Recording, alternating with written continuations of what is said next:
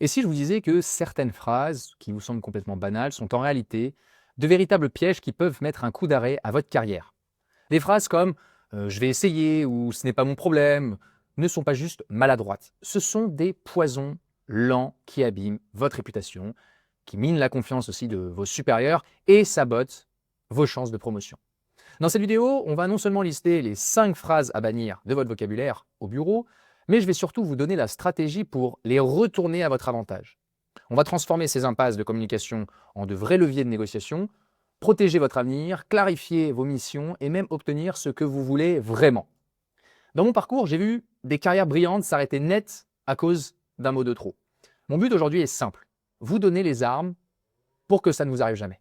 Alors, restez bien jusqu'à la fin parce que la 5e phrase est de loin la plus dangereuse. C'est celle que 90% des gens utilisent en pensant bien faire, alors qu'en réalité, elle leur fait perdre instantanément tout pouvoir de négociation.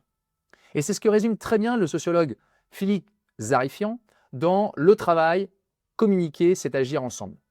Autrement dit, mal choisir ses mots revient à rompre cette alliance implicite. Je m'appelle Amalric, je suis expert en négociation de départ et cofondateur de rupturepro.com. Depuis 5 ans, j'aide celles et ceux qui veulent quitter leur job et partir avec un vrai chèque sans sacrifier leurs droits. Ici, chaque semaine, avec François, on décrypte les actus et les stratégies pour préparer votre exit dans les meilleures conditions. Donc si vous êtes en CDI et que vous pensez à partir, abonnez-vous à notre chaîne. Une seule vidéo peut vous éviter de perdre plusieurs dizaines de milliers d'euros. Alors la phrase numéro 1 est la suivante. Ce n'est pas dans ma fiche de poste. On commence avec un grand classique, souvent dit avec un mélange de frustration et d'agacement. Ce n'est pas dans ma fiche de poste ou sa variante, ce n'est pas mon boulot.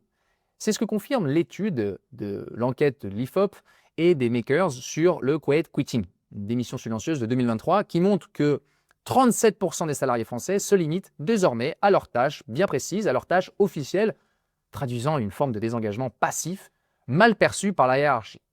Alors en apparence, la phrase semble légitime. Après tout, vous avez un contrat, des missions claires, et vous défendez votre territoire. Mais pour un manager, le message perçu est tout autre.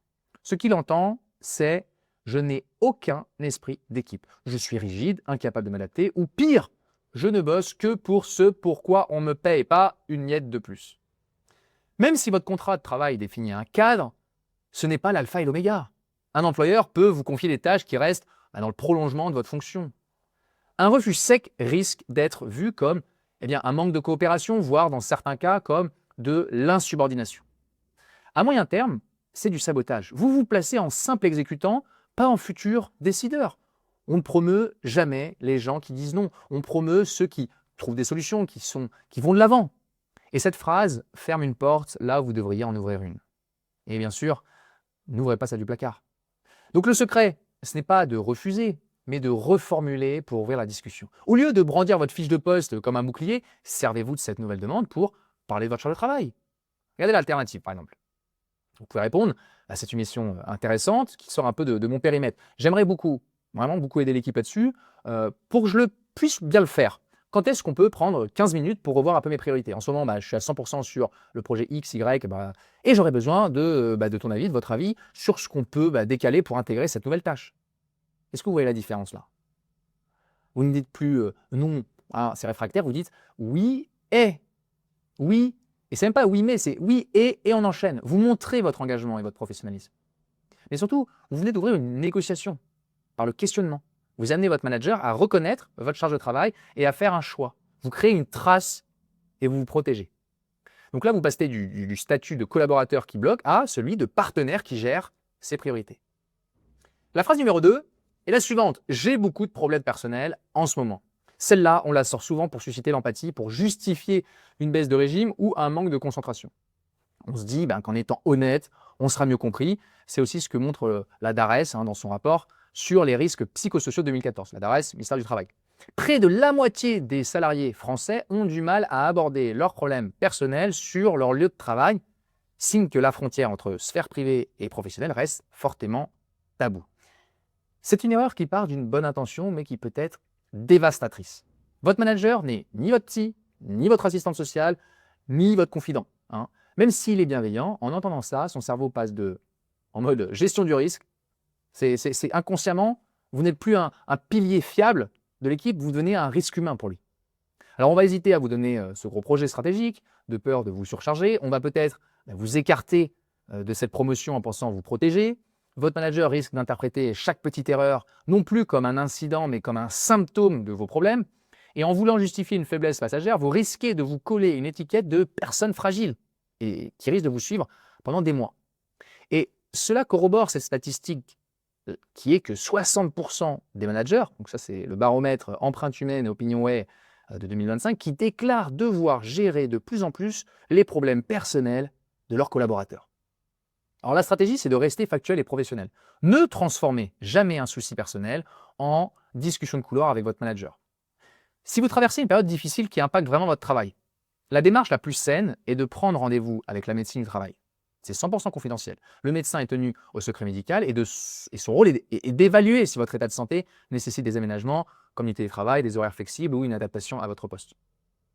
Ensuite, vous retournez voir votre manager avec une solution, pas un problème. Au lieu de dire « j'ai des problèmes », vous pouvez dire « je traverse une période qui me demande plus d'attention sur le plan perso, j'ai vu la médecine du travail pour m'assurer de rester pleinement engagé et il a été suggéré que je puisse… » Là, vous mentionnez un plan d'aménagement, que je puisse faire 4 jours de télétravail au lieu de 2, que je puisse travailler sur tel horaire. Voilà. Cela me permettra de rester tout aussi efficace sur mes missions. Le changement est énorme. Vous transformez un aveu de faiblesse en une démarche proactive et responsable. Vous utilisez les outils à votre disposition pour vous protéger tout en rassurant votre employeur. Vous montrez que vous gérez la situation au lieu de la subir. La phrase numéro 3 est la suivante. On peut en parler en off? Alors ça, c'est la fameuse phrase qu'on chuchote quand on veut partager une info sensible ou une critique en espérant une confidentialité totale. Et on croit créer une bulle de confiance en faisant ça. Contrairement à ce qu'expliquent les revues techniques comme ProAction International 2023, dans les organisations, la demande d'un échange en off est souvent interprétée comme un manque de transparence. C'est un mythe. Dans le monde de l'entreprise, et surtout avec votre manager ou les RH, le off n'existe pas. Les ressources humaines ont avant tout une obligation de loyauté envers l'entreprise. Leur mission première est de protéger l'organisation, pas de garder les secrets des salariés. Donc chaque information que vous donnez, même en off, peut être notée, archivée. Elle peut être ressortie plus tard pour justifier une décision. En demandant le off, vous agitez un drapeau rouge qui dit « Oh là là, attention, je vais dire un truc problématique », tout en vous privant de toute protection. Vous donnez une information à l'entreprise sur un conflit, un mécontentement, même des ragots, sans aucun contrôle sur ce qu'elle va bien pouvoir en faire. C'est comme donner des munitions à quelqu'un en lui demandant gentiment de ne pas tirer. C'est naïf et stratégiquement, c'est un suicide. Reprenez le contrôle de votre communication. La règle d'or est simple. Ne dites jamais à l'oral ce que vous ne seriez pas prêt à mettre par écrit. C'est simple. Si vous faites ça face à une situation grave, comme du harcèlement, la seule chose qui vous protège, c'est l'écrit. Au lieu de demander un entretien en off, envoyez un email factuel, daté, sans émotion. Décrivez les faits, rien que les faits. Et demander une action claire. Par exemple, vous pourriez écrire « Bonjour, je vous écris pour vous informer d'une situation concernant… » Et là, vous décrivez les faits. « Je souhaiterais que nous puissions en discuter pour trouver une solution. » Cet écrit devient une preuve datée qui oblige l'entreprise à réagir et qui vous protège.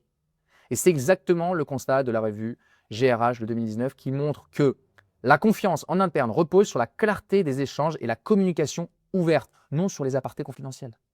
Donc si vous voulez juste exprimer un désaccord, ne tombez pas dans le piège du off. Restez pro, restez professionnel. Dites plutôt « J'aimerais te donner mon retour sur le projet Y. J'ai quelques inquiétudes sur tel point, tel point, tel point. Et j'ai une idée qui pourrait peut-être nous aider. » Là, vous n'êtes plus un plaignant, vous devenez une force de négociation. Donc vraiment, en évitant le off, vous gardez la maîtrise de l'info et du timing. Alors, je passe à la phrase numéro 4, qui est « Je passe des entretiens ailleurs ». Alors ça, c'est la bombe que certains croient être une carte maîtresse pour avoir une augmentation. La logique semble simple. Regardez, quand on qu'on me veut ailleurs, si vous ne me donnez pas ce que je veux, je m'en vais. Eh bien, figurez-vous que le baromètre APEC 2023 confirme d'ailleurs que 37% des cadres envisagent de changer d'entreprise, preuve que cette situation est devenue banale et donc surveillée de près par les DRH. Sauf que, dans 9 cas sur 10, cette bombe vous explose au visage. En annonçant que vous cherchez un autre job, vous ne faites pas monter votre valeur, vous brisez la confiance. Et à partir de là, vous n'êtes plus un membre de l'équipe, vous êtes juste un employé sur le départ. Comme ça, on veut trahir la famille. C'est un peu ça qu'ils disent.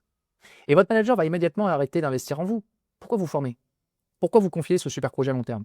Pourquoi se battre pour une augmentation alors que vous avez déjà un pied dehors? Ou même une prime? Donc vous pensez créer un rapport de force, mais en réalité, vous donnez à l'employeur toutes les raisons de préparer votre remplacement. Peut-être il peut accepter votre bluff et vous dire au revoir.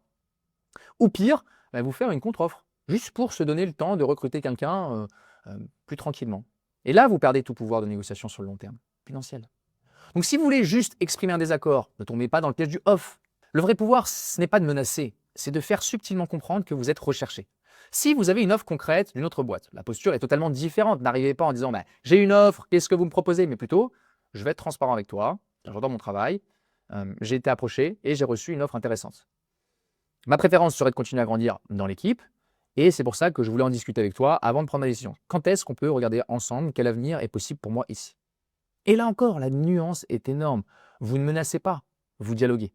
Vous ne passez pas pour un mercenaire, mais pour un talent loyal qui est reconnu à l'extérieur. Ce qui fait grimper votre valeur à l'intérieur. Vous n'êtes plus un traître, mais un talent à retenir. Le levier, c'est de transformer un départ potentiel en une renégociation de votre avenir, en position de force, mais sans jamais casser le lien de confiance. On va passer maintenant à la pire de toutes les phrases, celle qui ruine votre posture, vos années de bon et au service, vos indemnités, et qui peut aussi sucrer vos droits. Mais avant ça, n'oubliez pas que si vous êtes cadre et que vous pensez à tourner la page, que vous sentez le vent tourner, c'est une opportunité pour négocier un départ intelligemment avec un chèque. Les entreprises disent souvent la phrase ce n'est pas la politique de la boîte. Si on n'est pas content, on prend la porte.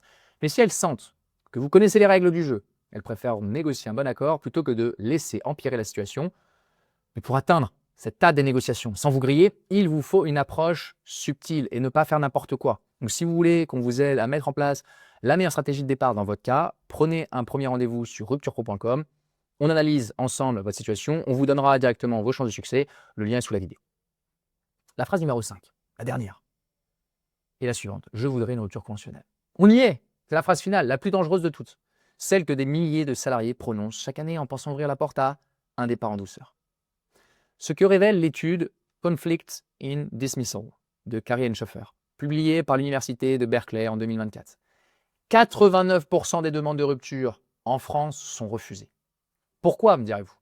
En disant ça, vous faites une erreur monumentale. Vous montrez toutes vos cartes. Vous révélez deux choses à votre employeur.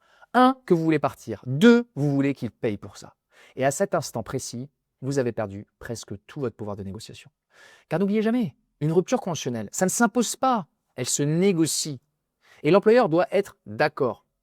Pourquoi accepterait-il de vous payer une indemnité alors qu'il sait que vous voulez partir de toute façon? Il suffit d'attendre. Attendre que vous craquiez, que vous démissionniez, ce qui ne lui coûtera absolument rien. Il peut aussi refuser net, vous laissant coincé dans un poste où vous venez d'avouer que vous ne voulez plus être. Donc demander une rupture conventionnelle, c'est se mettre en position de demandeur. Et en négociation, le demandeur est toujours en position de faiblesse. La vraie stratégie, c'est de rien demander, jamais demander de rupture. C'est d'amener votre employeur à vous la proposer de lui-même. Et pour y arriver, vous devez construire une stratégie d'ingénierie sociale. Pas sur votre envie de partir, mais sur l'impasse dans laquelle vous êtes. Votre but, c'est de faire germer l'idée dans la tête de votre employeur que la situation la plus simple et la moins risquée pour lui, c'est une séparation négociée. Ça se fait par étapes. Vous pouvez documenter par écrit les désalignements, des missions qui ne correspondent pas ou plus à votre poste, des objectifs irréalisables, une perte de responsabilité. Vous pouvez exprimer aussi toujours de manière pro et factuelle que la situation devient difficile ou qu'il y a un besoin de trouver une sortie constructive pour tout le monde. En faisant ça, vous changez la nature du problème. Ce n'est plus un cadre qui veut s'en aller, mais une collaboration qui ne marche plus, ce qui crée un risque pour l'entreprise. Disruption, contentieux, toutes ces choses-là. Et face à ce risque, la rupture professionnelle peut lui apparaître comme une solution logique. C'est lui qui vient à la table avec une proposition. Et c'est vous qui êtes en position de négocier. Vous ne demandez pas la permission de partir, vous créez la nécessité d'une séparation. Et c'est là que se trouve tout le pouvoir. Vous le voyez, derrière chaque phrase piège se cache en fait une opportunité.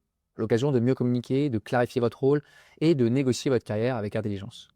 Le secret, ce n'est pas tant ce que vous dites que la stratégie derrière les mots. Passer de ce n'est pas mon travail à une négociation de vos priorités. Transformer un problème perso en une démarche de protection. Ou encore amener la rupture plutôt que de l'amendier. Voilà les clés pour une communication qui non seulement vous protège, mais qui vous propulse. Et vous, c'est quoi la pire phrase que vous ayez déjà entendue ou que vous ayez déjà prononcée sur le lieu de travail? Partagez-la dans les commentaires, je suis toujours curieux de lire les histoires et j'essaie de répondre à un maximum de monde. Donc si cette vidéo vous a aidé, que vous voulez d'autres stratégies pour votre carrière, abonnez-vous et activez la cloche pour ne rien rater. Et n'oubliez jamais, au travail, chaque mot, chaque détail compte. apprenez à bien les placer.